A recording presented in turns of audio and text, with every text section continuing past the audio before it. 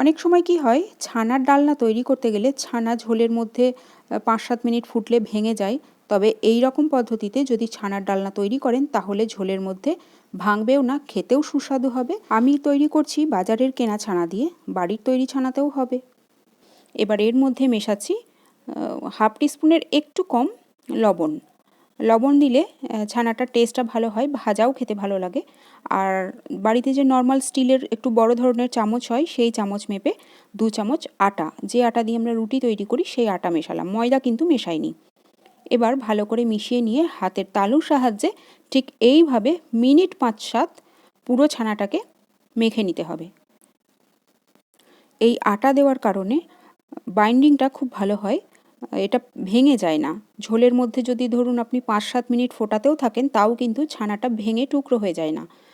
মণ্ডটা মোলায়েমভাবে তৈরি হয়ে গেল।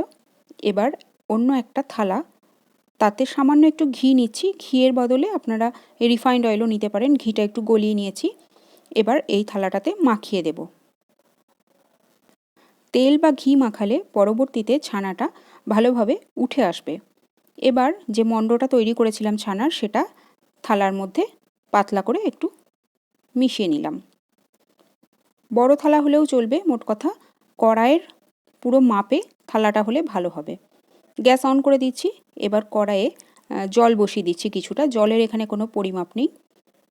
জলটা ফুটতে শুরু করলো, মিশিয়ে দিচ্ছি হাফ টিস্পুন লবণ। যেহেতু ছানার ডালনাটা আমি তৈরি করব আলু দিয়ে, তাই এই জলের মধ্যেই আলুটা দিয়ে দিচ্ছি। আপনারা চাইলে আলুটা ভেজেও পরে রান্না করতে পারেন, শুধু শুধু জলটা ফুটবে তাই আমি দিয়ে দিচ্ছি আলুটা। সাথে একটু হলুদও মেশাচ্ছি। জলটা ফুটতে শুরু করেছে। এবার যে ছানা যে থালাটায় রেখেছিলাম সেই থালাটা কড়াইয়ের ওপরে দিয়ে দিচ্ছি।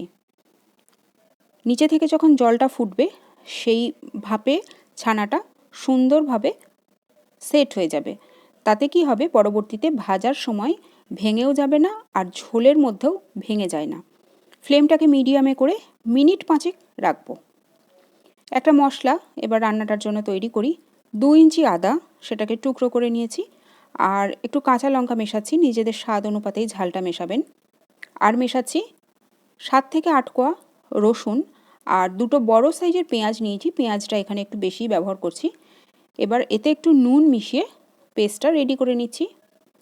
মিনিট 7 আমি রাখলাম। মিনিট 7 পর দেখুন চামচের গায়ে কিন্তু ছানাটা আর লাগছে না। আর মিনিট 7 পর এই ছানার ধার বরাবর কালারটা কিন্তু চেঞ্জ হয়ে যায়, হালকা একটা ইয়েলো কালার চলে আসে। এবার এটাকে সরিয়ে নিচ্ছি, গ্যাসের ফ্লেম অফ করে দিচ্ছি। আলুটাও মোটামুটি 75% সেদ্ধ হয়ে গেছে। এবার ঠান্ডা সম্পূর্ণ হতে হবে, তারপরেই কিন্তু ছানাটাকে কাটতে হবে।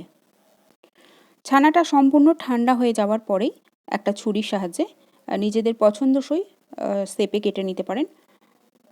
অনেকে ছানার ডালনা এইভাবে করেন না, তবে এই রকম মিনিট 5-7 একটু জলে ভাপিয়ে নিয়ে তারপর করবেন, দেখবেন ছানার ডালনা কিন্তু পারফেক্ট হবে। আর ঝোলের মধ্যে মিনিট 5-7 থাকলেও ফুটলেও এটা কিন্তু ভেঙে যাবে না। যেহেতু নুন মেশানো আছে তাই এই ছানাটা ভাজাও খেতে ভালো লাগবে। সম্পূর্ণ ছানাগুলো কেটে নিয়েছি।